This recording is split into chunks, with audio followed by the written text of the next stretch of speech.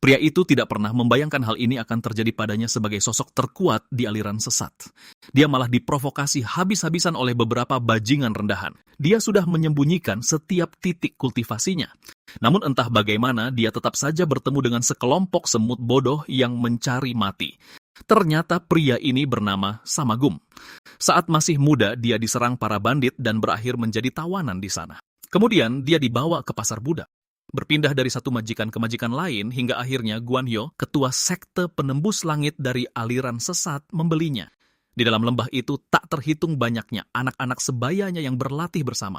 Di sana jugalah Samagum bertemu dengan saudara angkatnya, Chelu. Awalnya dengan mengandalkan tubuhnya yang kuat, Chelu adalah sosok yang sama sekali tidak bisa dikalahkan oleh Samagum. Namun pada akhirnya, di antara semua anak yang dibesarkan di lembah itu, Samagum menjadi yang paling hebat. Ketua sekte pernah berjanji bahwa jika mereka bertahan dari pelatihan brutal selama 10 tahun, dia akan mengembalikan kebebasan mereka. Namun setelah 10 tahun berlalu, syaratnya berubah menjadi harus menggulingkan 10 tokoh kuat yang menguasai aliran sesat.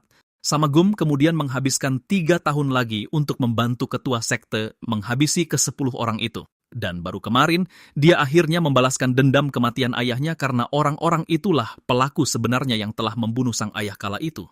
Pada saat ini, pemimpin bandit yang berdiri di hadapannya sama sekali tidak ingat kapan dia pernah menyinggung mimpi buruk berjalan ini. Samagum menatap pemimpin bandit yang ketakutan itu. Dendam darah yang terkubur di dalam hatinya selama lebih dari 1 dekade akhirnya berakhir hari ini. Pemimpin bandit itu masih mencoba melawan untuk terakhir kalinya, bertanya dengan suara bergetar. Kita tidak punya dendam apapun, kan? Senyum dingin mengembang di sudut bibir Samagum. Sepertinya bajingan ini sudah melakukan terlalu banyak kejahatan sampai-sampai dia benar-benar lupa apa yang telah dia perbuat dulu. Samagum mengangkat pedang bersimbah darah di tangannya, perlahan menaikkan ujung bilahnya. Semus, si pemimpin bandit bergegas, mengambil posisi bertahan. Pikirannya terus-menerus meneriakkan bahaya sementara dia mati-matian mencari jalan keluar. Tapi bagaimana mungkin Samagum memberinya kesempatan itu? Dia mengangkat tangannya dan menebaskannya ke bawah. Pada detik berikutnya, salah satu telinga pemimpin bandit itu terputus dan darah langsung menyembur kemana-mana. Mau lari secepat ini? Jangan harap. Selanjutnya, tangan dan kakimu. Pikirkan baik-baik. Apa yang sebenarnya kau lakukan 12 tahun yang lalu? Sambil memegangi telinganya saat darah mengucur deras, pemimpin bandit itu gemetar dan bergumam. 12 tahun yang lalu. Mungkinkah misi pengawalan itu? Saat itu, hanya beberapa anak kecil yang selamat dari misi pengawalan tersebut dan mereka telah menyiksa anak-anak itu dengan kejam.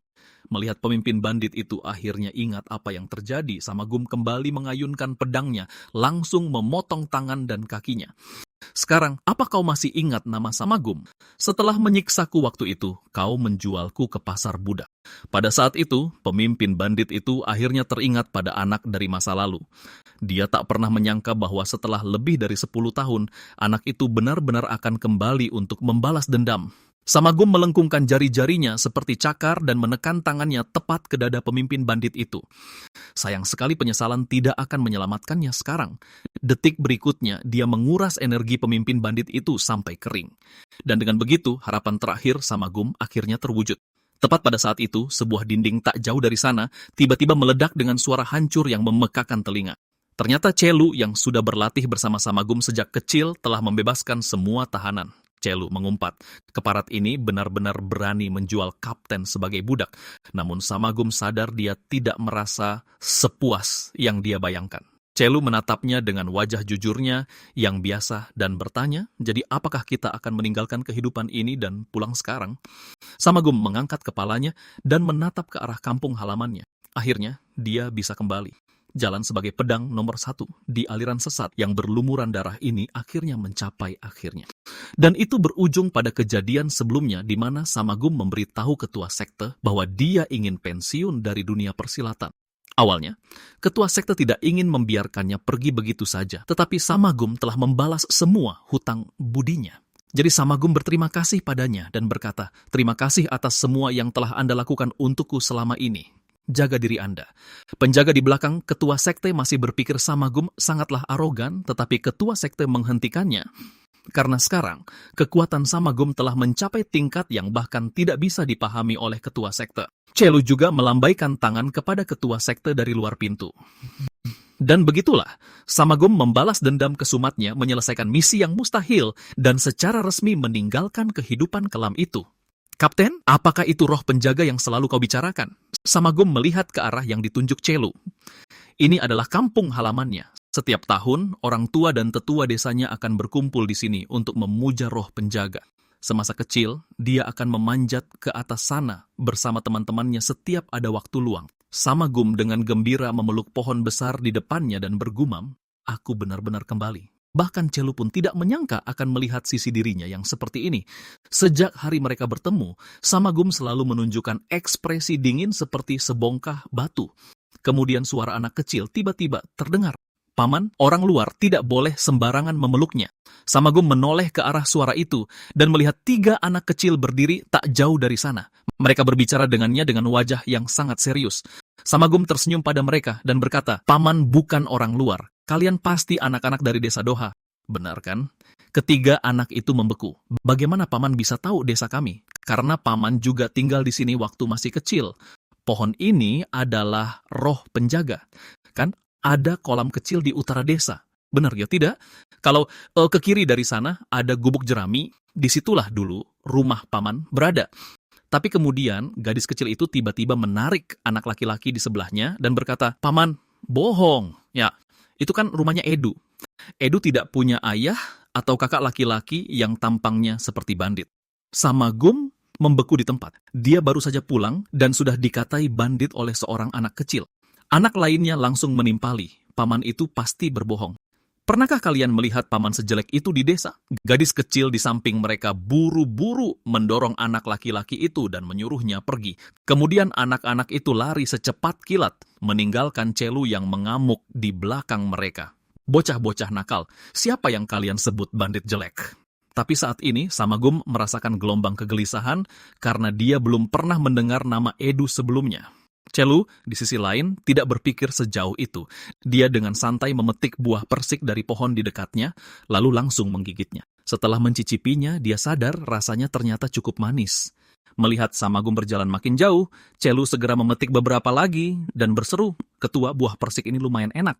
Tidak lama kemudian, Samagum tiba di luar sebuah pondok jerami di samping kolam desa.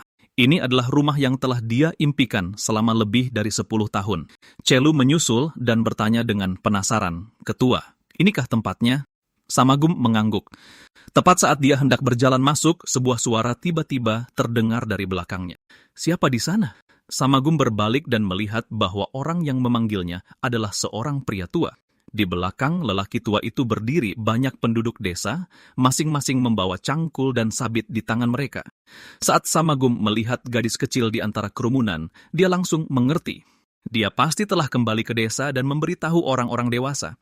Pria tua itu lalu bertanya, "Apa yang kalian lakukan di sini? Jika kalian ada urusan di sini, bicaralah padaku." Samagum menjawab dengan tenang, "Keluarga Sama selalu tinggal di sini. Aku hanya kembali ke rumahku sendiri." Mendengar kata-kata itu, lelaki tua itu membeku, dan kenangan dari masa lalu perlahan muncul di benaknya. Samagum bertanya dengan ragu-ragu, "Apakah kau Paman Jang?" "Paman Jang dari keluarga kepala desa." "Benar kan?" Tapi Paman Jang masih belum bisa mempercayainya. Lagi pula, lebih dari 10 tahun telah berlalu, dan Samagum hanyalah seorang anak kecil saat itu. Samagum dengan penuh semangat meraih tangan Paman Jang dan berkata, "Aku Samagum." Awalnya, Paman Jang masih belum bereaksi. Tapi sesaat kemudian, dia tiba-tiba bertanya dengan rasa tidak percaya, "Kau anak kecil dari keluarga Sama itu?" Samagum lalu mengangkat rambut yang menutupi dahinya. "Paman masih ingat bekas luka ini? Jinwook adalah bocah nakal yang memberikannya padaku waktu itu. Baru pada saat itulah Paman Jang akhirnya berani percaya bahwa orang di depannya benar-benar anak dari keluarga Sama." Sesaat kemudian, dia menarik Samagum ke pelukannya dan menangis terseduh-seduh. Dulu ketika Paman Jang mendengar beritanya, dia selalu berpikir bahwa Samagum sudah mati. Dia bahkan tidak bisa membayangkan betapa besar penderitaan yang dialami anak sekecil itu. Malam itu, Paman Jang membawa Samagum kembali ke rumahnya. Dia tidak bisa menahan diri untuk bertanya apa yang terjadi waktu itu. Pikiran Samagum melayang kembali ke hari itu. Itu adalah masa-masa yang kejam, dan dia tidak punya keinginan untuk mengingatnya lagi. Melihat Samagum tidak mau membicarakannya, Paman Jang berhenti bertanya. Sebaliknya, dia bertanya, bagaimana Samagum menjalani hidup selama bertahun-tahun ini. Selama ini, Baru-baru ini, Samagum masih memperjuangkan kebebasannya dengan mempertaruhkan nyawa, dan pria itu adalah target terakhirnya, Iblis Pedang Langit Utara, salah satu dari 10 tokoh terkuat di aliran iblis. Semenjak Dewa Iblis Surgawi menghilang, aliran iblis telah berada dalam kekacauan selama 300 tahun penuh. Ketika Iblis Pedang Langit Utara mendengar bahwa seseorang telah mendirikan sekte iblis penembus langit dan ingin menyatukan aliran iblis, dia tertawa. Tapi ketika dia mengetahui bahwa Samagum telah menghabisi 10 tokoh kuat lainnya, dia sadar itu bukanlah lelucon. Samagum menghela napas perlahan dan berkata, "Kau yang terakhir, asalkan aku mengalahkanmu, aku akan bebas." Mungkin saja. Detik berikutnya, Iblis Pedang Langit Utara menerjang ke arahnya dengan pedang terangkat. Harga diri seorang ahli sejati tidak akan pernah membiarkannya memohon ampun. Dia hanya berkata dengan dingin, "Kalahkan aku dan kau akan menjadi pedang nomor 1 di aliran iblis." Setelah badai tebasan pedang, asap, dan debu memenuhi medan pertempuran, Iblis Pedang Langit Utara sudah berlutut di tanah. Dia tidak pernah membayangkan Samagum bisa sekuat ini, padahal dia sudah mengerahkan seluruh kemampuannya melihat Iblis Pedang Langit Utara perlahan menghembuskan napas terakhirnya. Samagum akhirnya mengerti bahwa dia benar-benar bebas. Dia meletakkan cangkir di tangannya, lalu berkata pada Pamanjang, "Setelah itu, aku direkrut ke dalam kelompok tentara bayaran dan mengembara dari satu tempat ke tempat lain." "Pamanjang, apa Paman tahu kemana perginya keluargaku yang lain?" Pamanjang menghela napas dan berkata, "Kudengar adik-adikmu semuanya pergi ke Sosan. Mungkin sudah 7 atau 8 tahun berlalu. Semenjak keluarga kalian tertimpa musibah waktu itu, aku selalu mencari tahu kabar tentang mereka." Keesokan harinya, Samagum berpamitan kepada Pamanjang, lalu pergi sendirian ke sebuah tebing yang tak jauh dari desa dan berlutut. Dari Pamanjang, dia juga mengetahui bahwa ibunya telah tiada. Dia tidak bisa membayangkan bagaimana keluarganya bisa bertahan hidup selama bertahun-tahun. Di ujung tebing itu, dia menangis tersedu-sedu, tubuhnya gemetar tak terkendali. Setelah itu, Samagum dan Celu tiba di sebuah tempat bernama Soshin. Dari penduduk setempat, dia bertanya-tanya dan mengetahui di mana adik-adiknya tinggal, tapi dia sama sekali tidak menyangka hidup mereka akan seberat ini. Celu menatap ketuanya yang biasanya tidak takut pada apapun dan melihat bahwa dia pun memiliki tempat yang tidak berani dia dekati. Dia pun langsung tertawa. "Ketua, apa kau takut? Selain saat balas dendammu belum lama ini, aku belum pernah melihatmu secemas ini." Samagum meliriknya. Bagaimana bisa itu disamakan? Celu sama sekali tidak menganggapnya serius. "Buka saja pintunya." Samagum menghela napas, bertanya-tanya penderitaan macam apa yang telah mereka lalui hingga akhirnya tinggal di sini. Celu menambahkan, "Ketua, siapa yang peduli kalau rumahnya kumuh? Dengan kemampuanmu, kau bisa mendapatkan semuanya kembali dalam waktu singkat." Mendengar hal itu, Samagum akhirnya kembali tersenyum tipis. Kemudian dia melangkah maju dan mengetuk pintu dengan ragu dan gugup, tapi tidak ada seorang pun di dalam yang menjawab. Sebaliknya sebuah suara datang dari belakangnya. "Siapa di sana?" Samagum berbalik dan melihat seorang wanita muda yang cantik berdiri di sana. Bayangan adik perempuannya dari masa kecil terlintas di benaknya. Mungkinkah dia adalah adiknya? Melihat kedua pria itu menatapnya, terutama pria bertubuh kekar di sebelahnya yang menatapnya dengan tidak sopan, gadis itu segera menutupi dadanya dan mundur ketakutan. Samagum langsung meninju wajah Celu. "Beraninya kau menatap adikku seperti itu?"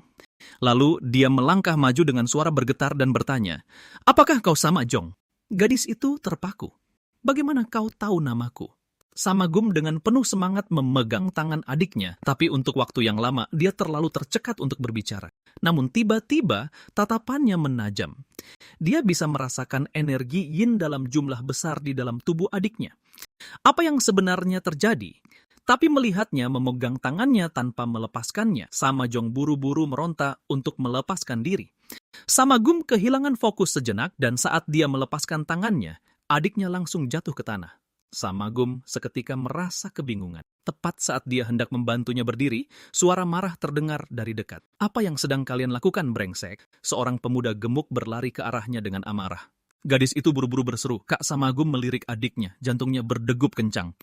Mungkinkah ini adik laki-lakinya? Pemuda gemuk itu mengangkat tinjunya dan mengayunkannya lurus ke arah Samagum. Samagum bergeser ke samping dan menghindari pukulan itu dengan mudah. Setelah serangan pertamanya meleset, pemuda gemuk itu langsung mencoba menerjang lagi. Dia berteriak dengan marah, Aku anggota perkumpulan Dongsim.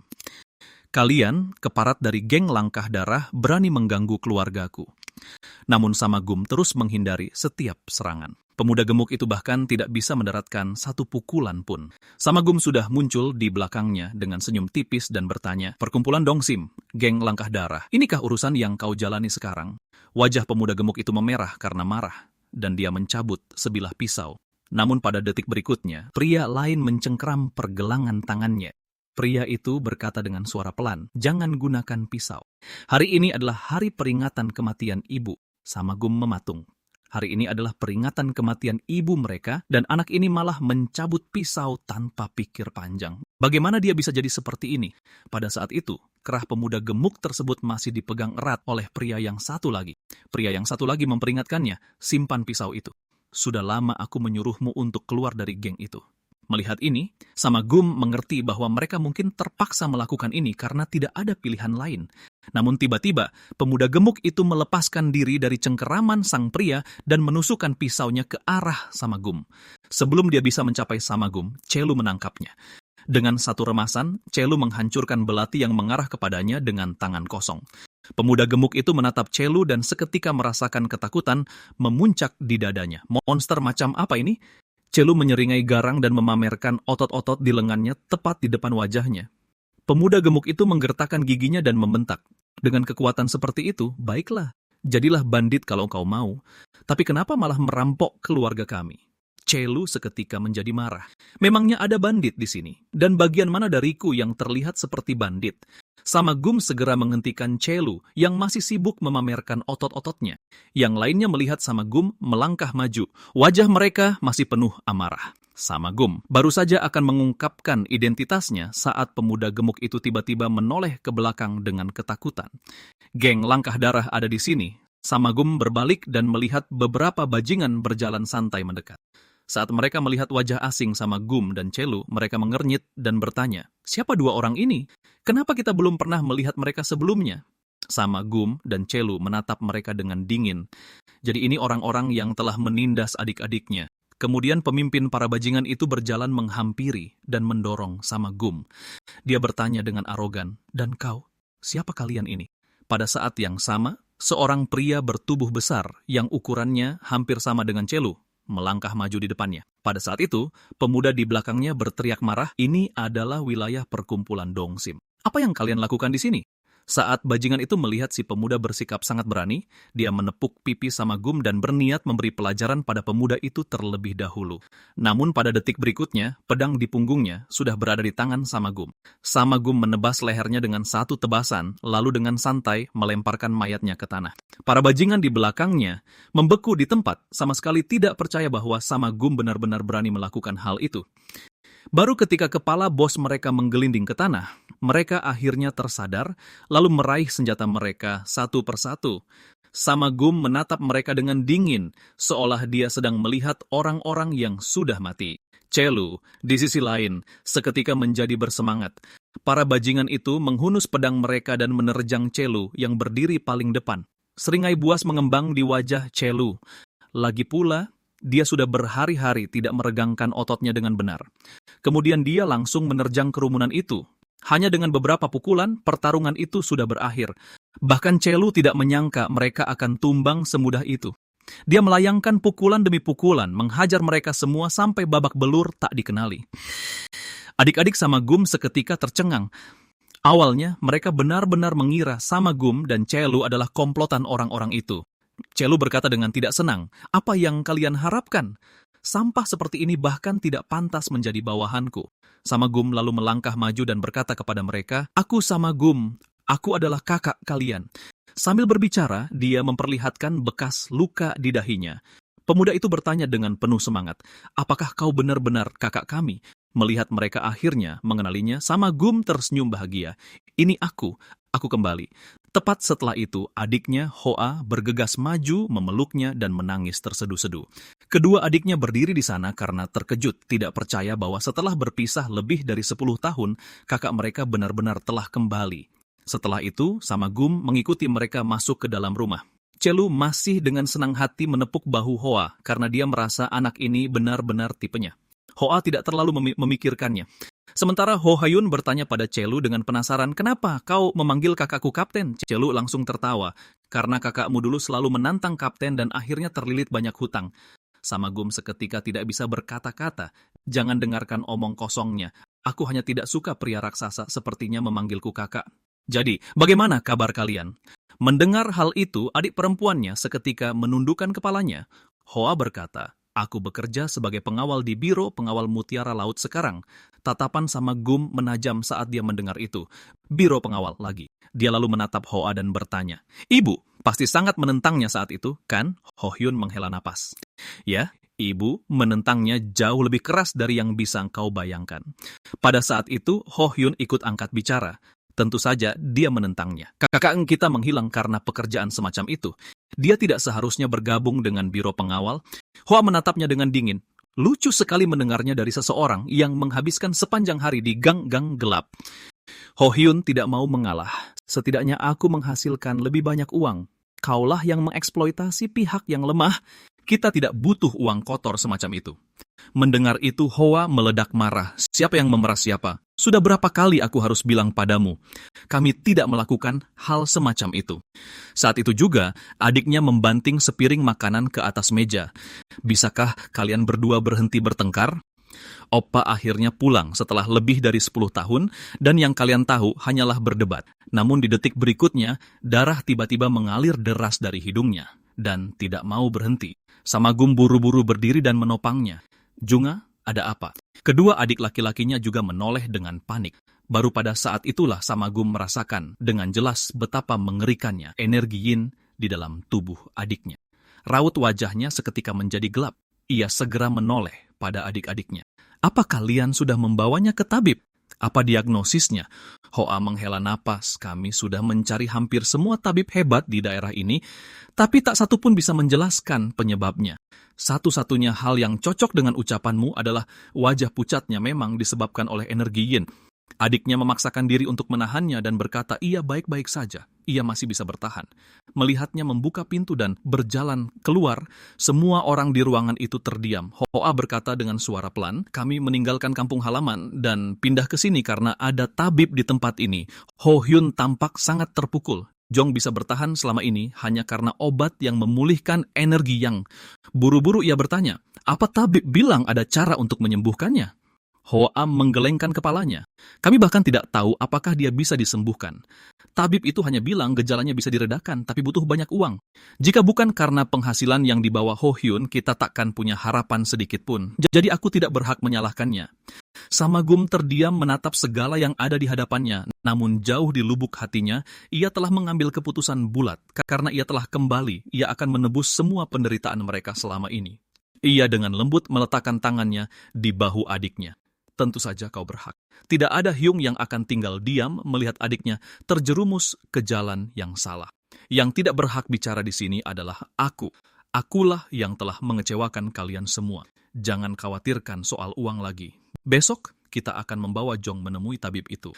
Mendengar ini, Hoa memaksakan diri untuk tenang dan berkata, Hyung, kau pasti lelah juga. Beristirahatlah dengan baik malam ini. Setelah itu, ia pergi bersama Ho Hyun. Chelu menatap punggung Samagum, mengambil cangkirnya dan menenggaknya dalam sekali teguk. Lalu ia menuangkan secangkir lagi untuk Samagum. Kalau aku tahu akan begini jadinya, aku pasti sudah membawa beberapa barang bersama kita. Samagum bertanya, bawa apa? Chelu berkata, barang-barang dari para bandit itu. Mereka menimbun harta yang cukup banyak selama bertahun-tahun. Ketua, waktu itu kau melarangku mengambil uang tersebut. Kau bilang itu milik para tawanan dan kita harus mengirimkannya ke keluarga pengawal serta pedagang yang tewas, ucap Samagum pelan. Sejujurnya, aku sama sekali tak ingin menyentuh uang mereka. Chelu mengangkat bahu. Itu terserah padamu, ketua. Lagi pula, barang-barang lain yang kita dapatkan dari sana sudah lebih dari cukup jika dijual. Chelu kemudian bertanya, ketua, bagaimana menurutmu tentang kondisi adikmu? Samagum dengan muram menuangkan minuman ke cangkirnya lagi dan lagi. Aku bukan tabib, tapi keseimbangan di dalam tubuh Jong sudah hancur sepenuhnya. Energi yin itu terlalu besar. Chelu berkata, kalau begitu, bukankah kita bisa mengalirkan energi yang padanya? Dengan ki kita, itu seharusnya mungkin, benar kan? Raut wajah Samagum menjadi semakin gelap. Tidak semudah itu. Aku sudah mencobanya barusan. Sama sekali tidak ada efeknya. Rasanya seperti aku tak bisa menemukan meridiannya untuk mengalirkan energi tersebut. Chelu terkejut. Hal semacam itu benar-benar bisa terjadi? Samagum berkata dengan suara pelan. Jika kita membiarkan Jong seperti ini, ia tidak akan bertahan lebih lama lagi. Keesokan harinya, adik-adiknya membawa Samagum ke tempat adik perempuan mereka dirawat. Namun saat melihat pemandangan di depan mereka, semua orang terpaku. Klinik itu penuh sesak dari depan sampai belakang. Mereka dengar tabib di sini sangat hebat, jadi mereka bergegas datang pagi-pagi sekali. Tapi entah bagaimana, tempat itu masih saja dibanjiri lautan manusia.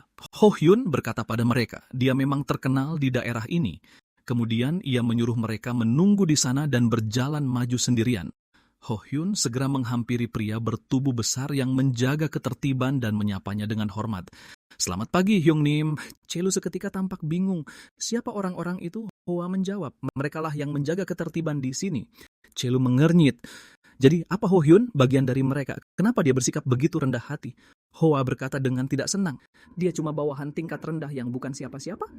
Mendengar itu, Chelu meledak dalam tawa. Itu tak masalah. Semua orang harus mulai dari suatu tempat. Beberapa saat kemudian, Ho Hyun berbalik dan melambaikan tangan pada mereka. Aku sudah mengurusnya. Masuklah. Chelu mulai merasa anak ini semakin menyenangkan. Lumayan juga. Dia ternyata cukup bisa diandalkan. Ayo pergi, bos. Kemudian kelompok itu melewati kerumunan yang menunggu dan langsung masuk ke dalam klinik. Samagum melihat sekeliling dan menyadari bahwa tempat itu tidak hanya memiliki banyak pasien. Di sana juga terdapat banyak tabib. Bahkan Hoa pun tidak bisa menahan rasa kagumnya. Dia pernah bepergian dengan karavan pedagang sebelumnya, tetapi dia belum pernah melihat klinik yang lebih besar dari ini. Saat pertama kali aku datang ke sini, tempat ini hanya memiliki satu ruangan dan seorang tabib bernama Soma. Aku tidak pernah menyangka tempat ini akan menjadi sebesar ini hanya dalam beberapa tahun. Chelu tampak bersemangat. Klinik sebesar ini tidak mungkin dijalankan oleh tabib palsu yang tidak berguna, tetapi Samagum tidak bisa merasa tenang. Karena jika tabib sehebat ini pun tidak bisa menyelamatkan adiknya, maka situasinya benar-benar gawat. Pada saat itu, Ho Hyun sudah mendekati salah satu tabib yang menyapanya lebih dulu. Hari ini bukan jadwal periksamu, kan? Dari kelihatannya, tabib itu jelas mengenal Ho Hyun. Ho Hyun berkata dengan pelan, ada yang berubah. Tolong bantu kami memberitahunya. Tabib itu mengangguk. Kalau begitu, tolong tunggu di dalam sebentar. Segera Samagum dan yang lainnya diarahkan ke dalam sebuah ruangan. Tidak lama kemudian, seorang tabib masuk. Obat yang kuberikan terakhir kali seharusnya belum habis. Apakah kondisinya memburuk? Sambil berbicara, dia menghampiri Samajong dan memeriksanya dengan saksama. Ho Hyun segera menjelaskan, bukan begitu. Hyung ingin bertemu denganmu, jadi kami datang lebih awal. Ho Hyun kemudian memperkenalkan kedua belah pihak. Tabib itu tersenyum dan berkata bahwa dia sudah mengenal mereka bertahun-tahun, namun tidak menyangka mereka memiliki seorang kakak laki-laki. Samagum menatap tabib itu dan memiliki kesan pertama yang cukup baik. Pria itu tampak rendah hati dan tenang. Namun Samagum juga menyadari bahwa tabib ini sebenarnya memiliki ilmu bela diri. Pada saat yang sama, Chelu juga merasakannya. Sorot mata kedua pria itu sedikit menajam karena pertumpahan darah selama bertahun-tahun telah melatih mereka untuk selalu waspada. Samagum lalu berbicara dengan hormat kepada tabib itu. Aku menghabiskan waktu bertahun-tahun di tempat yang jauh. Aku baru tahu adik perempuanku sakit setelah kembali. Jadi, terima kasih karena telah merawatnya selama ini. Tabib itu segera melambaikan tangannya sambil tersenyum.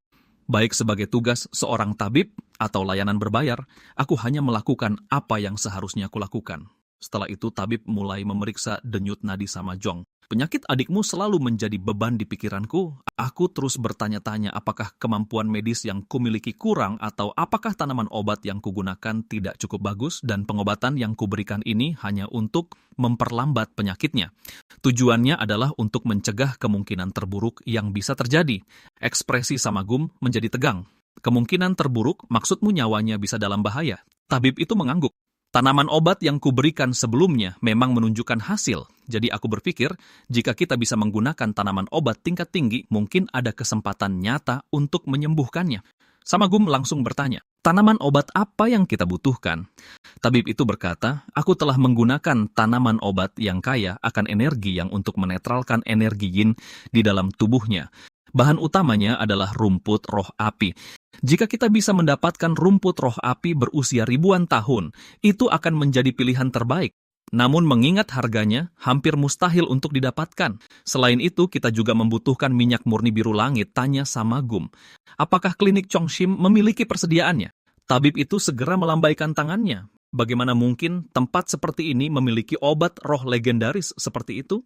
Bahkan para seniman bela diri akan bertarung sampai mati demi memperebutkannya jika mereka tahu di mana menemukannya. Namun, apakah kalian pernah mendengar tentang serikat dagang naga air? Hoa tiba-tiba bertanya, maksudmu salah satu serikat dagang terbesar di dataran tengah? Tabib itu mengangguk. Belum lama ini, putra ketua Serikat Dagang Naga Air terserang malaria. Pada saat itu, sang ketua mengeluarkan obat tersebut. Samagum langsung bertanya, Tabib, apakah Anda menggunakannya saat itu? Tabib itu buru-buru menggelengkan kepalanya. Jika aku menggunakan obat roh legendaris semacam itu untuk mengobati malaria, semua tabib di dunia ini akan menertawakanku. Setelah aku mengatakan kepadanya bahwa obat itu tidak diperlukan, sang ketua setengah bercanda mengatakan bahwa obat itu bisa dijual seharga setidaknya 300 tael emas. Ho Hyun dan Hoa langsung tercengang karena mereka belum pernah melihat uang sebanyak itu seumur hidup mereka. Sama Jong juga memejamkan matanya dalam keputusasaan. Chelu diam-diam menghitung uang yang dibawanya dan menyadari bahwa jumlahnya sama sekali tidak cukup. Kemudian dia bergumam, jika kita menjual benda itu, mungkin kita bisa mendapatkannya. Samagum menatapnya dengan tatapan dingin. Orang ini tidak bermaksud mengungkit soal patung Buddha iblis itu lagi, kan?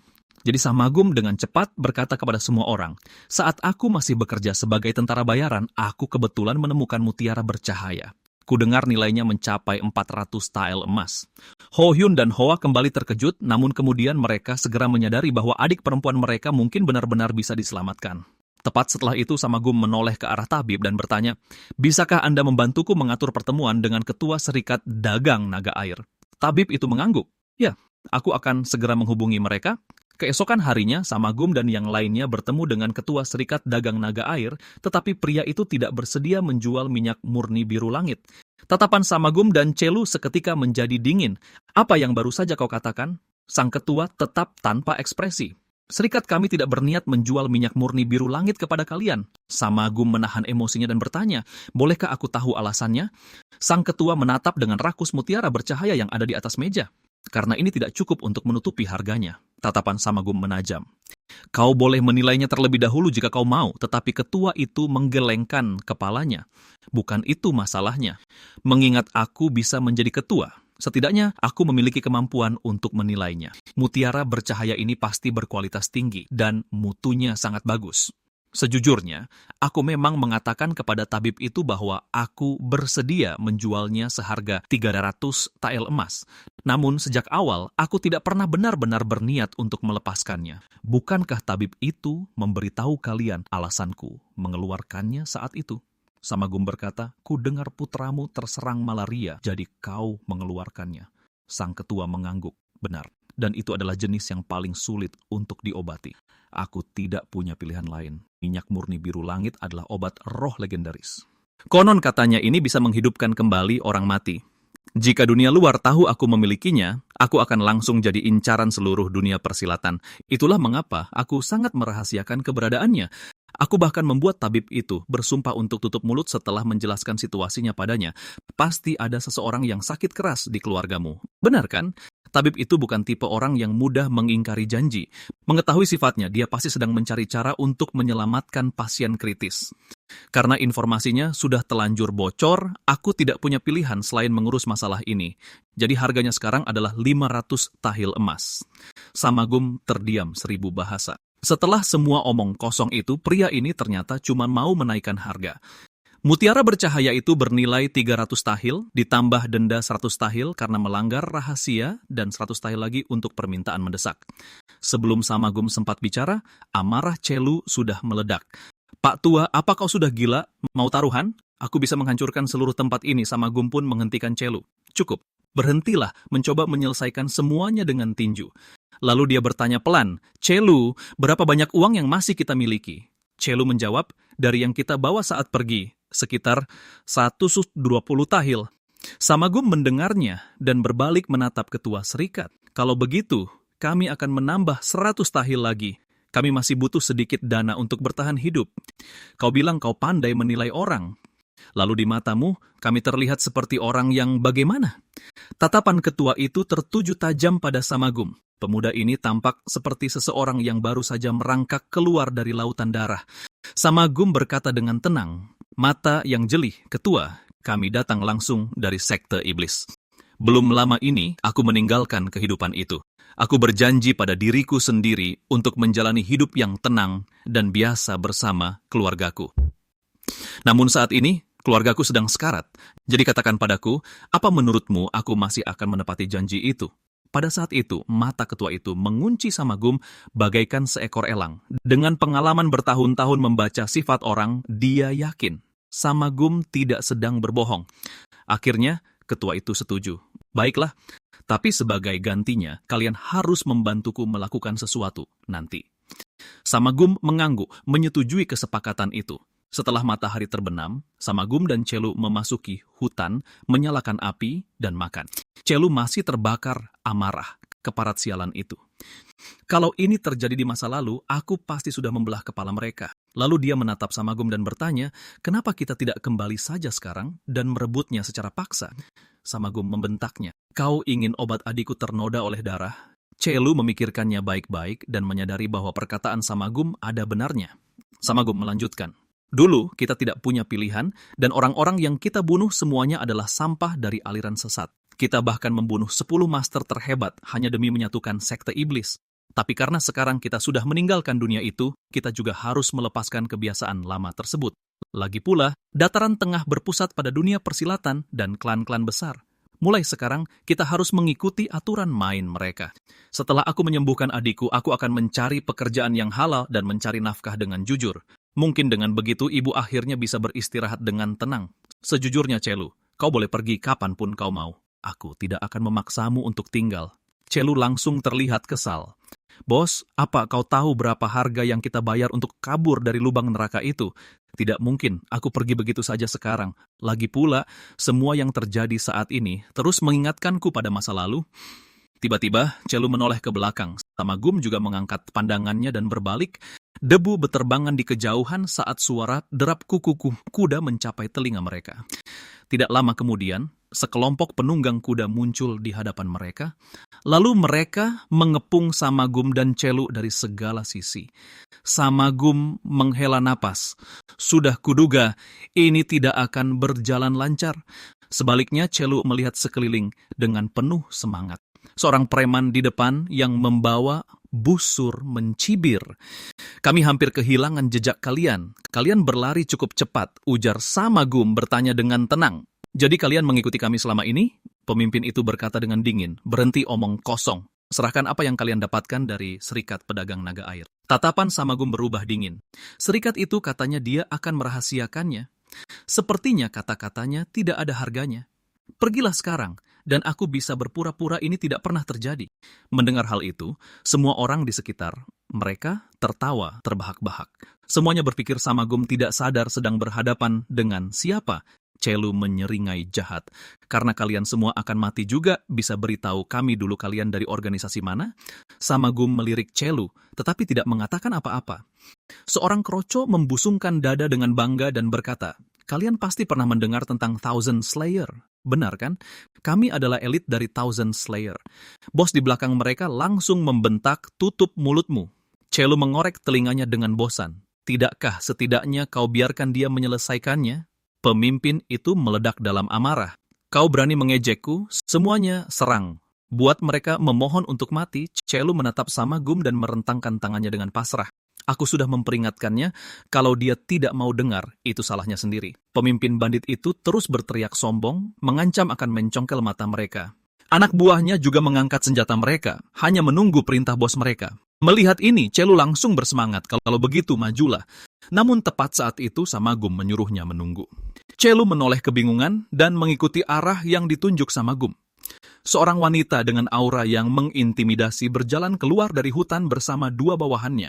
Celu juga terkejut. Dia tidak menyangka akan bertemu seseorang di dalam hutan. Larut malam begini, wanita itu menghampiri mereka dan bertanya, "Apakah kalian butuh bantuan?" Dari sudut pandangnya, Samagum dan Celu hanya sedang bernasib sial karena dirampok oleh bandit. Namun, Samagum penasaran siapa mereka karena dia bisa merasakan bahwa ilmu bela diri mereka sangat luar biasa.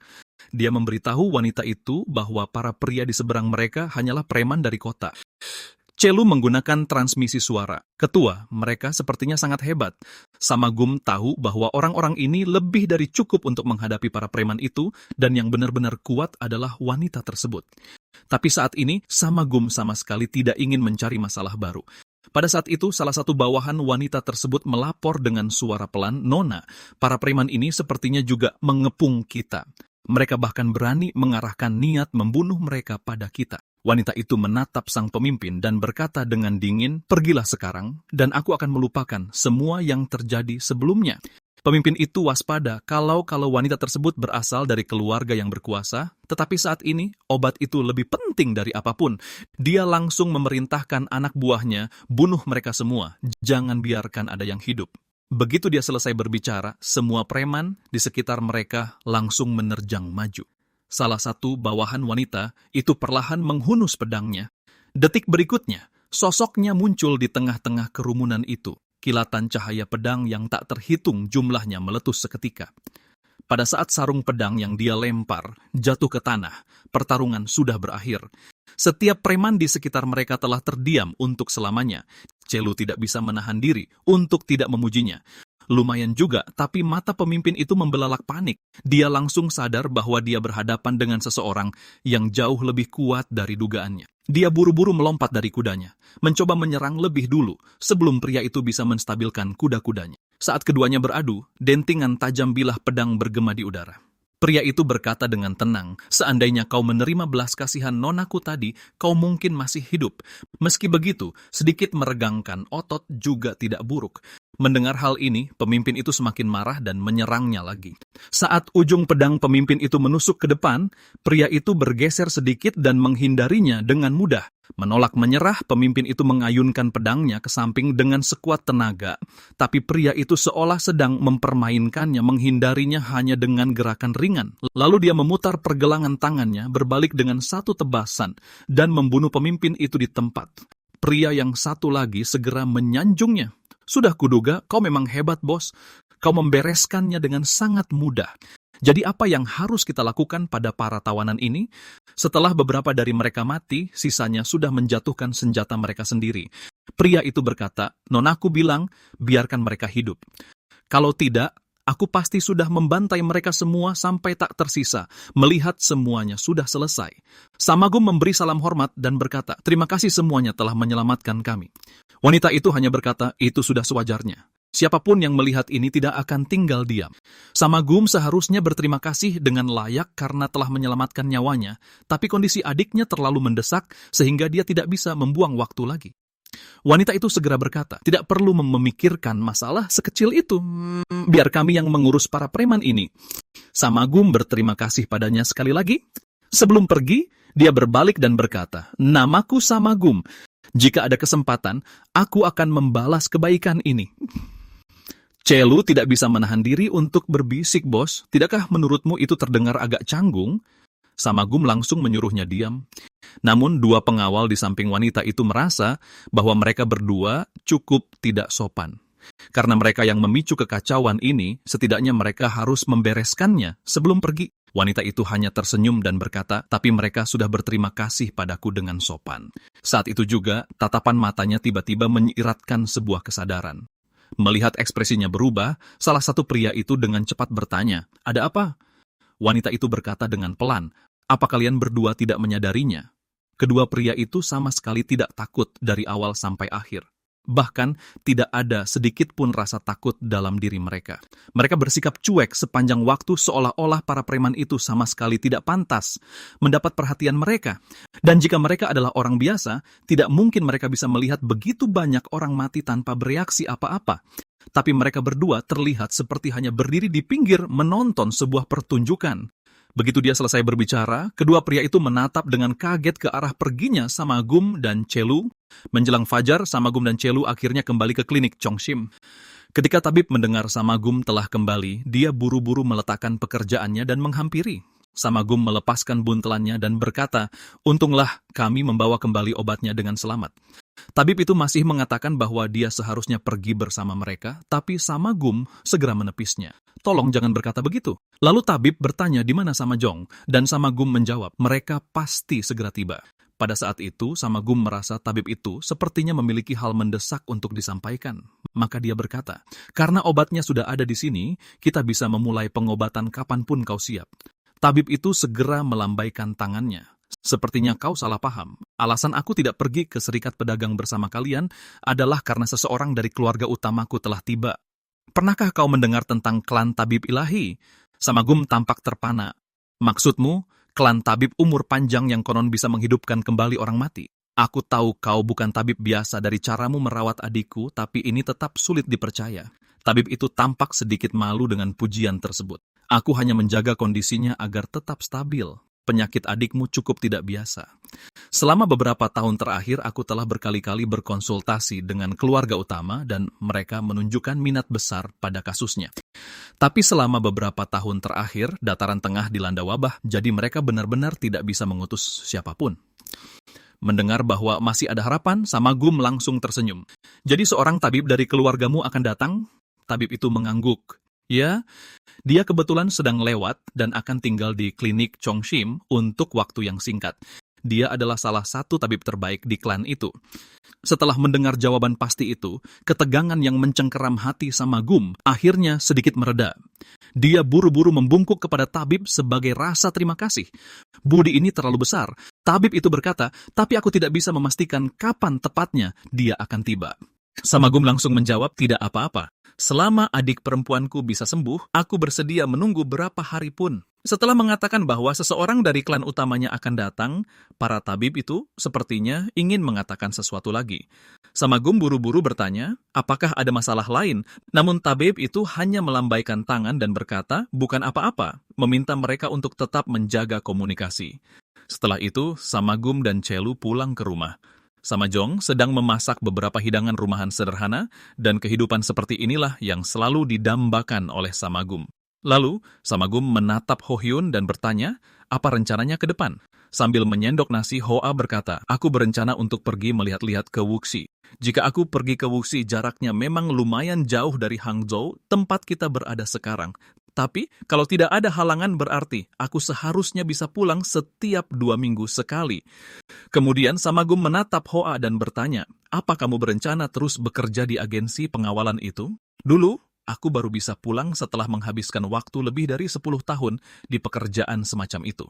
Hoa hanya bisa tersenyum pahit. Tapi kalau aku tidak melakukan ini, apalagi yang bisa kulakukan? Aku mulai bekerja seperti ini sejak umur 17 tahun, dan sekarang sudah berjalan 5 tahun. Tidak ada yang bisa menjamin apa yang akan terjadi di masa depan. Lagi pula, bayaran di sana jauh lebih bagus daripada di tempat lain. Samagum berkata, aku sudah menabung selama bertahun-tahun. Sekalipun kamu berhenti bekerja sebagai pengawal, kita masih bisa hidup berkecukupan. Hoa langsung mematung saat mendengarnya. Tapi bukannya kakak bilang obat itu sudah menghabiskan semua uang kita? Samagum tidak paham dari mana dia mendengar hal itu. Lalu dia langsung sadar apa yang terjadi dan menoleh menatap Chelu. Chelu, yang sejak tadi mendengarkan dari samping, tiba-tiba terlihat salah tingkah. Yah, tadi mereka banyak menanyakan hal-hal pribadi kepadaku. Hoa bertanya dengan bingung. Jadi Kak Chelu, apa kakak menyembunyikan sesuatu dari kami? Samagum berkata, meski kita masih punya sisa uang, aku belum tahu mau kugunakan untuk apa sekarang. Mungkin kita bisa membeli ladang pertanian atau membuka usaha kecil-kecilan. Ho Hyun angkat bicara dari samping. Aku setuju untuk membuka usaha kita sendiri. Aku bahkan bisa bantu mencarikan lokasi yang bagus. Begitu dia selesai bicara, Chelu tertawa. Memangnya anggota geng Dongsim bisa melakukan hal semacam itu juga? Ho Hyun langsung merasa jengkel dengan sindirannya. Walau penampilanku tidak meyakinkan, aku punya sedikit pengaruh di sekitar sini, ucapnya. Hoa berkata pasrah, kenapa kalian semua terburu-buru sekali? Kita masih harus melihat bagaimana perkembangan pengobatan Jong. Tak lama, 2 hidangan rumahan sederhana tersaji di atas meja. Untuk pertama kalinya dalam lebih dari 10 tahun, keluarga itu akhirnya duduk bersama untuk makan dengan layak. Setelah mendengar obrolan mereka, Samajong berkata, kita bisa pelan-pelan memikirkannya nanti. Ayo kita makan dulu. Samagum menatap Ho Hyun dan Hoa. Kalian berdua harus memikirkannya baik-baik. Sisa uang yang kumiliki lebih dari cukup untuk biaya hidup keluarga kita sehari-hari.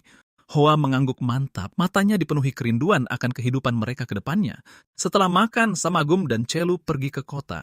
Sepanjang jalan, semua orang menatap kaget pada tubuh raksasa Chelu, sementara Chelu sendiri sudah mandi peluh karena kepanasan. Ketua, ayo kita istirahat sebentar.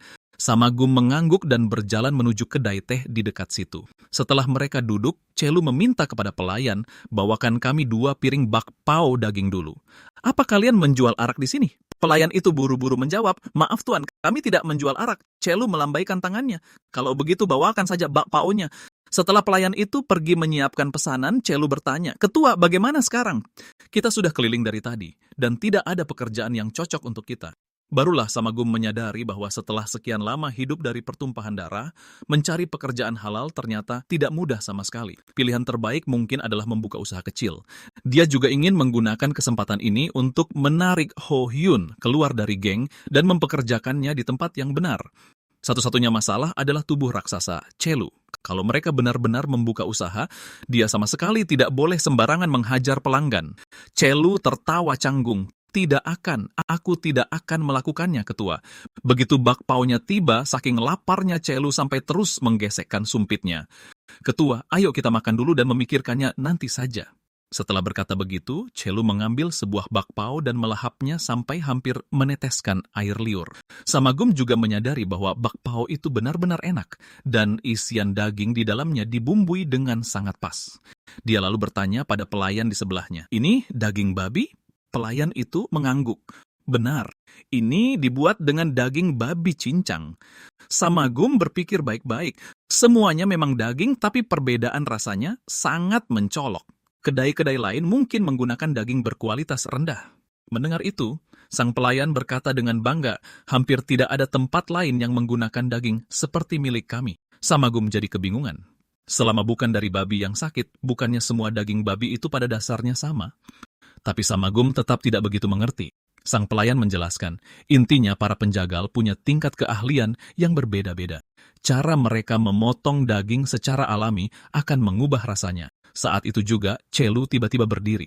Seekor babi gemuk berlari ke arah mereka dengan kecepatan penuh, tapi Chelu menekannya ke bawah dengan satu tangan dan memaksanya berhenti. Lalu dia menampar babi itu sekali dan membunuhnya di tempat. Beberapa saat kemudian, 3 atau 4 orang akhirnya datang tergopoh-gopoh. Begitu mereka tiba, mereka bertanya pada Chelu, apakah dia terluka? Chelu bertolak pinggang dan berkata, kalian tidak akan menyuruhku membayar babi ini kan? Ini kan salah kalian. Orang-orang itu saling berpandangan dan buru-buru melambaikan tangan. Tidak, kami hanya bersyukur tidak ada yang terluka. Pada saat itu suara seorang pria tua terdengar. Apa kalian semua ini bodoh? Pria tua itu mulai memarahi keempat orang yang gagal menangkap si babi. Samagum dan Chelu menonton dari samping, tidak begitu yakin apa yang sedang terjadi. Saat mereka masih kebingungan, keempat pria itu buru-buru meminta maaf kepada Samagum dan Chelu. Pria tua itu kemudian ikut berjalan mendekat dan berkata, aku benar-benar minta maaf. Murid-muridku membiarkan babinya kabur. Untung saja itu tidak menyebabkan kecelakaan serius. Samagum bertanya dengan bingung, apa yang mereka pelajari? Seseorang di sebelahnya menjelaskan, kakek tua itu mengelola kedai daging. Pria-pria ini adalah murid yang belajar darinya. Samagum langsung teringat pada bakpao daging yang baru saja ia makan. Tuan, apakah Anda sendiri yang memotong daging babi untuk bakpao itu? Kakek tua itu melirik papan nama kedai, lalu mengangguk. Setelah mendapat jawaban yang diinginkannya, Samagum bertanya dengan hormat, keberatankah jika kami melihat-lihat kedai daging Anda? Kakek tua itu kebingungan. Apa yang bisa dilihat di sini? Ini bukan taman bunga dan bukan pemandangan yang indah. Samagum berkata, kami sangat tertarik dengan keahlian memotong daging. Melihat ia terus bersikeras, kakek itu pun setuju. Tak lama kemudian mereka tiba di sebuah halaman. Kakek itu menatap babi di tanah, tampak tak bisa berkata-kata. Dia tidak menyangka 4 murid bisa gagal mengendalikan satu babi. Lalu ia menoleh ke arah murid-muridnya dan bertanya, menurut kalian mengapa kalian gagal dan membiarkan babi itu kabur? Beberapa berkata, mereka luput dari bagian tengah kepalanya, sementara yang lain menyalahkan palu yang meleset dari paku. Semuanya punya alasan. Kakek tua itu menghela napas, menatap mereka seolah tidak ada harapan lagi. Kalian sama sekali belum menyadari masalah terbesarnya. Sebelum memukul, pertama-tama kalian harus memastikan hewan itu tidak tahu apa yang akan terjadi. Begitu dia mengatakan hal itu, para murid mulai tertawa. Bagaimana mungkin hewan ternak tahu ia akan disembelih? Kakek itu lalu membawakan sebaskom pakan babi, dan babi itu langsung mulai makan. Setelah itu, dia mengambil palu dan paku panjang. Perhatikan baik-baik, kakek tua itu menempelkan paku langsung ke dahi si babi. Namun, babi itu tidak bereaksi sama sekali. Para murid hampir tidak bisa mempercayainya, padahal sebelumnya babi itu mengamuk hanya karena mereka menatapnya. Kakek itu berkata, itu karena babi ini tidak merasakan niat membunuh sedikit pun saat ini. Babi sangat peka terhadap niat membunuh.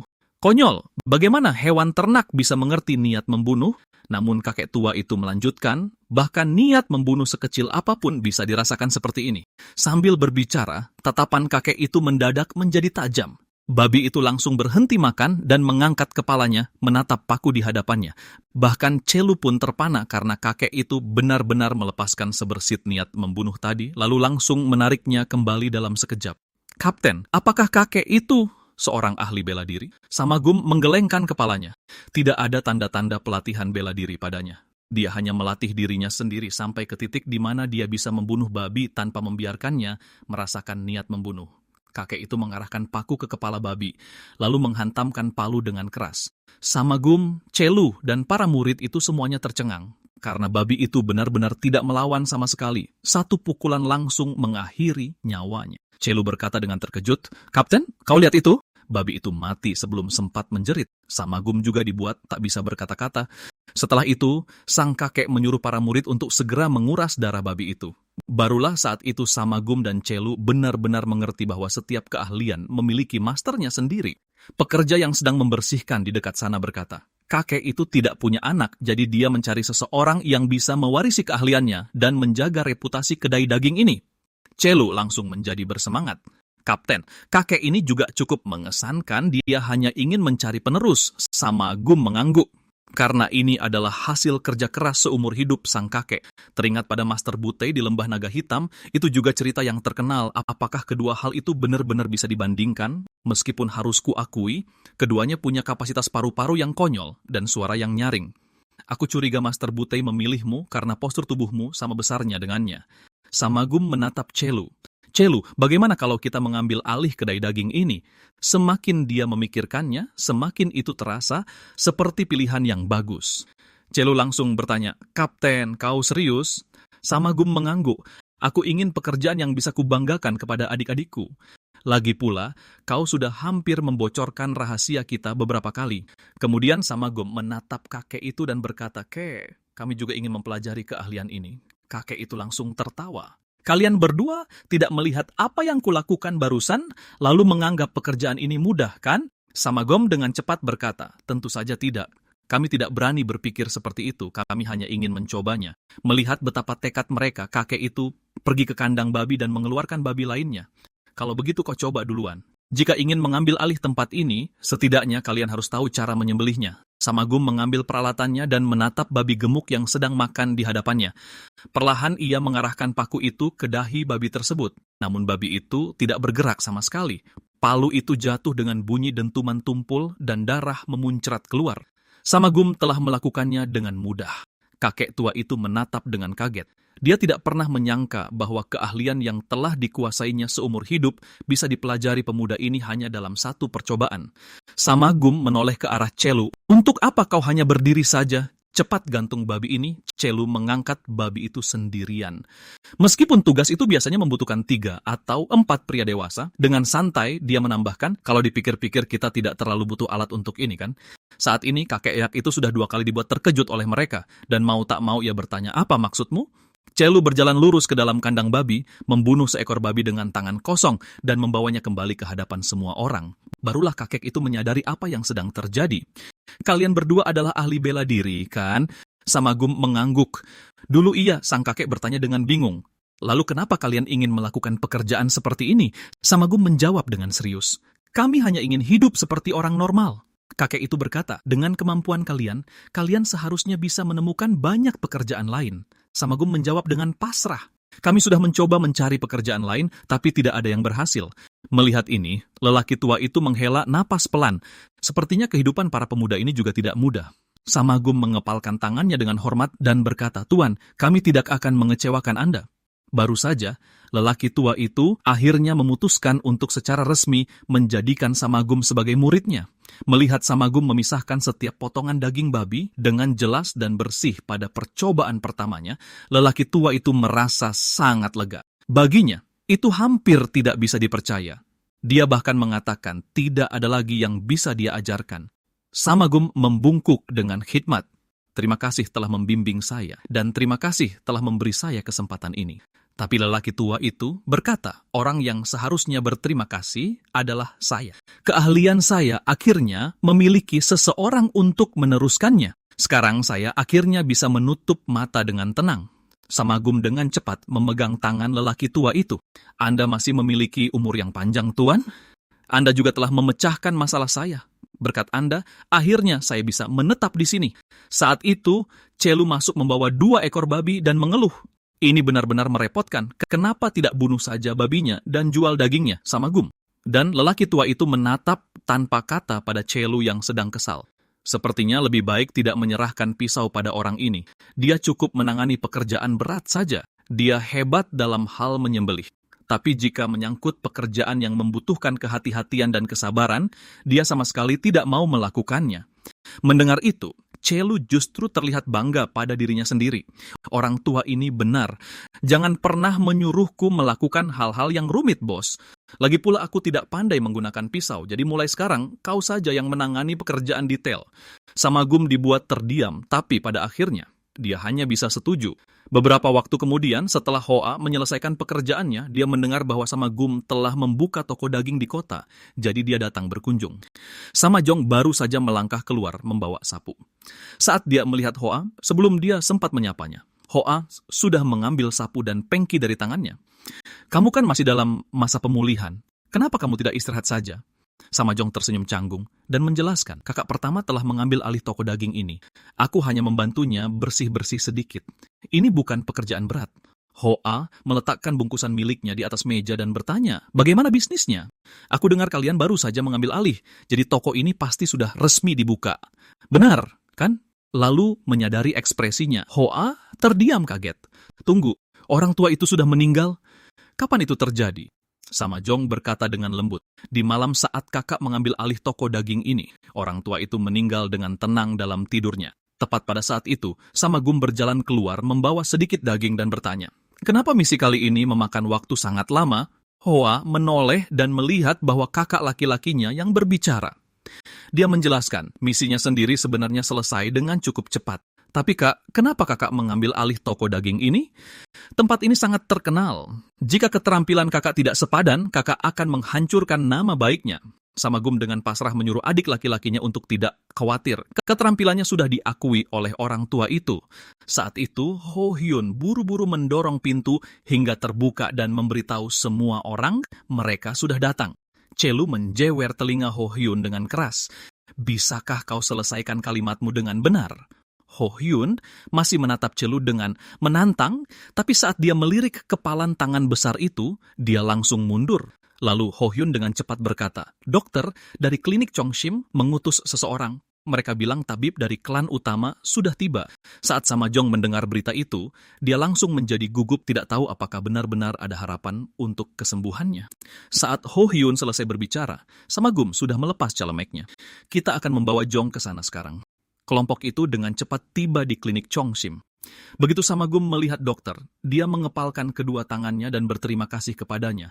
"Kami datang segera setelah kami menerima pesan itu. Kami tidak terlambat, kan?" Dokter dengan cepat berkata, "Tidak. Tabib dari klan utama juga ingin melihat pasien secepat mungkin." Lalu dia memperkenalkan wanita di belakangnya. Ini adalah Hwang Yong. Dia adalah seorang tabib dari klan utama, dan keterampilan medisnya sangat luar biasa. Saat Samagum melihat wajahnya dengan jelas, dia membeku. Dia tidak pernah menyangka bahwa itu adalah wanita ini. Hwang Yong tersenyum dan menyapanya. "Benar-benar kebetulan kita bertemu lagi." Kedua pengawal itu juga mengangguk, akhirnya memahami mengapa para bajingan itu mengejar Samagum dengan sangat putus asa hari itu. Dokter tidak menyangka mereka berdua saling kenal, jadi dia menatap mereka dengan terkejut. Samagum menjelaskan, saat saya pergi ke serikat pedagang naga air untuk mengambil obat itu, seseorang mengincar saya. Nona ini membantu saya keluar dari situasi sulit. Setelah mendengar itu, dokter tidak bisa menahan rasa takjub pada bagaimana takdir bekerja. Samagum kemudian berterima kasih pada Hwang Yong dengan tulus. Saya belum membalas budi atas kejadian terakhir kali, dan sekarang sepertinya saya akan berutang budi lagi kepada Anda. Hwang Yong mengibaskan tangannya, tidak apa-apa. Jadi hari itu kau begitu terburu-buru karena adik perempuanmu yang sakit, lalu dia melangkah maju dan memegang tangan Samagum. Hwang Yong berkata, tolong tunggu di luar untuk saat ini. Aku akan memeriksa kondisinya terlebih dahulu. Tanpa pilihan lain, semua orang keluar ke lorong dan menunggu dengan cemas. Setelah setengah jam, Chelu bertanya dengan cemas, kenapa lama sekali? Tepat saat dia selesai berbicara, pintunya terbuka. Samagum segera melangkah maju dan bertanya, bagaimana keadaan adikku? Hwang Yong berkata, untuk saat ini, saya sudah mendiagnosis secara kasar penyebabnya. Nona Samajong sepertinya terlahir dengan meridian ilahi Yin Surgawi. Dokter itu membeku dalam kebingungan. Bukankah itu meridian kematian 9 Yin? Hwang Yong menjelaskan, kedua kondisinya mirip tetapi tidak sama. Sebelum aku meninggalkan kediaman utama, aku kebetulan bertemu dengan seorang pasien yang memiliki gejala serupa. Awalnya, aku juga mengira itu adalah meridian terminal 9 Yin. Tetapi setelah menyadari ada sesuatu yang tidak beres, aku mencari di seluruh catatan klan. Pada akhirnya, aku menemukan catatan tentang meridian Dewa Yin Surgawi. Sayangnya, pasien itu sudah melewatkan waktu terbaik untuk pengobatan. Namun, teknik akupunktur klan kami memang memiliki efek pada meridian Dewa Yin Surgawi. Chelu segera menjadi cemas. Tapi lalu kenapa? Apakah pasien itu selamat atau tidak? Hwang Yong menjawab dengan sungguh-sungguh, aku hanya bisa bilang, aku akan melakukan semua yang aku bisa. Saat Samagum mendengar kata-kata itu, hatinya langsung hancur. Ho Hyun dan Chelu juga menunggu hasil akhirnya dengan gelisah, karena Hwang Yong sudah memberitahu mereka satu fakta kejam. Pasien sebelumnya gagal bertahan hidup dari pengobatan tersebut. Saat aku merawatnya, usianya sudah 21 tahun. Energi Yin sudah lama meresap hingga ke tulangnya. Bagi seseorang yang terlahir dengan meridian Dewa Yin Surgawi, aliran energi Yin di dalam tubuhnya jauh lebih kuat daripada meridian terminal 9 Yin. Pasien itu hanya bisa bertahan hidup sampai usia 21 tahun karena dia telah meminum susu batu bening giok. Samagum sama sekali tidak menyangka bahwa bahkan setelah meminum susu batu bening giok, dia masih kehilangan nyawanya. Lagi pula, susu batu bening giok sama berharganya dengan minyak murni biru langit. Hwang Yong juga ikut menghela napas mendengarnya. Kalau saja dia menemukan kami saat pertama kali meminum susu batu bening giok, keadaannya mungkin tidak akan seburuk itu. Mendengar ini, Samagum hanya bisa memohon pada Hwang Yong untuk menyembuhkan adiknya apapun yang terjadi. Meskipun Hwang Yong berbicara dengan tenang, kegelisahan di hati Samagum menolak untuk memudar. Tak lama kemudian, 2 jam berlalu. Chelu tiba-tiba memberikan isyarat diam kepada semua orang. Lalu dia memukul Ho Hyun sampai pingsan dan menatap Samagum, jelas-jelas merasakan ada sesuatu yang salah. Tatapan Samagum berubah menjadi sangat gelap dan mengerikan. Dia tidak tahu apakah orang-orang ini datang untuk minyak murni biru langit atau untuk Hwang Yong. Yang dia tahu hanyalah siapapun yang berani menunda pengobatan adiknya pantas untuk mati. Sementara itu, jauh di dalam hutan, sekelompok pria berpakaian hitam bergerak perlahan menembus kabut. Ketika mereka hampir sampai di tujuan, sang pemimpin memberi perintah dengan suara pelan, target utama kita adalah minyak murni biru langit. Sedangkan untuk orang-orang dari klan penyembuh umur panjang, tim pertama dan kedua akan menangani bagian belakang. Anak buahnya segera menjawab, dimengerti. Namun sedetik kemudian, suara mengejek tiba-tiba terdengar. Apa yang sedang dilakukan tikus-tikus seperti kalian bersembunyi di sini? Pria-pria berpakaian hitam yang baru saja akan bergerak seketika terkejut. Mereka tidak habis pikir bagaimana Chelu bisa berada begitu dekat tanpa mereka sadari.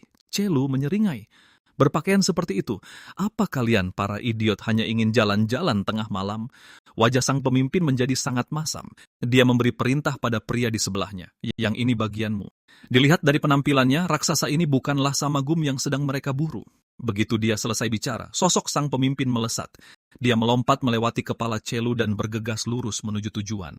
Pria berpakaian hitam yang ditinggalkan untuk menghadapi Chelu bertanya dengan bingung, kau tidak akan menghentikannya, temanmu akan mati. Chelu langsung tertawa seolah-olah mereka baru saja melontarkan lelucon paling lucu di dunia. Mantan pedang nomor 1 dari aliran iblis dalam bahaya, Itu benar-benar lelucon yang konyol. Kini, para pria berpakaian hitam itu benar-benar murka melihat kesombongannya. Kau akan membayar kesombongan itu. Lalu mereka menyerang Celu dari segala arah. Celu hanya membalas mereka dengan senyuman meremehkan. Detik berikutnya, ki-nya meledak dan cahaya putih yang menyilaukan menelan semua orang di sekitarnya. Pemimpin pria berpakaian hitam menoleh ke belakang dengan terkejut. Sepertinya anak buahnya mendapat masalah dan tidak akan bertahan lama. Dia harus segera membunuh bajingan Samagum itu dan merampas minyak murni biru langit. Berpikir sekeras itu, apa yang sedang kau pikirkan? Sosok Samagum perlahan muncul di hadapannya. Sang pemimpin terhuyung mundur karena terkejut. Dia tidak tahu bagaimana Samagum bisa muncul dengan begitu sunyi. Dia mengira dua pria tukang daging itu hanya beruntung bisa mendapatkan minyak murni biru langit, tapi sekarang jelas bahwa mereka adalah monster. Samagum bertanya dengan dingin, "Kenapa kau ada di sini? Siapa yang mengirimmu?" Tetapi pria itu jelas-jelas tidak berniat menjawab. Dia mengangkat pedangnya dan menerjang lurus ke arah Samagum. Samagum sedikit memiringkan kepalanya dan menghindari serangan yang datang. Ekspresinya tetap tenang dan mengerikan. Tidak peduli siapa itu, siapapun yang mencoba mengganggu pengobatan adikku harus mati. Detik berikutnya Samagum mengumpulkan ki di ujung jarinya dan memukul pergelangan tangan pria itu. Pedang itu terlempar dari tangan si pria. Samagum menggeser jari-jarinya dan menangkap gagang pedang itu dalam satu gerakan mulus. Dengan satu putaran telapak tangannya, dia menusukkan pedang ke bawah dan memaku kaki pria itu ke tanah. Pria itu ambruk ke tanah dalam penderitaan. Samagum berkata dengan dingin, "Aku akan bertanya sekali lagi, dari mana asalmu? Apa kau ke sini? Untuk orang-orang dari balai pengobatan atau untuk minyak murni biru langit?" Saat mendengar pertanyaan itu, wajah pria berpakaian hitam langsung memucat. Tampaknya dia memang datang untuk dua hal itu. Tatapan Samagum berubah semakin dingin. "Tidak banyak orang yang tahu aku mendapatkan minyak murni biru langit. Dari mana kau mendengarnya?" Namun tepat pada saat itu, bibir pria berpakaian hitam itu sedikit berkedut, sedetik kemudian busa putih keluar dari mulutnya, dan dia tersungkur ke tanah. Samagum mengernyit. Jadi orang-orang ini menyimpan racun di mulut mereka. Setelah meninggalkan kehidupan kelam itu, dia hampir melupakan trik-trik semacam ini. Dia baru saja akan menyuruh Celu menyisakan beberapa orang hidup-hidup, tapi Celu sudah berjalan menghampirinya. Samagum dengan pasrah menelan kembali kata-katanya. Dari kelihatannya, dia pasti sudah membunuh mereka semua. Dan jauh di dalam hutan bambu, mayat-mayat berpakaian hitam tergeletak berserakan di mana-mana tanpa ada satupun yang masih bernapas.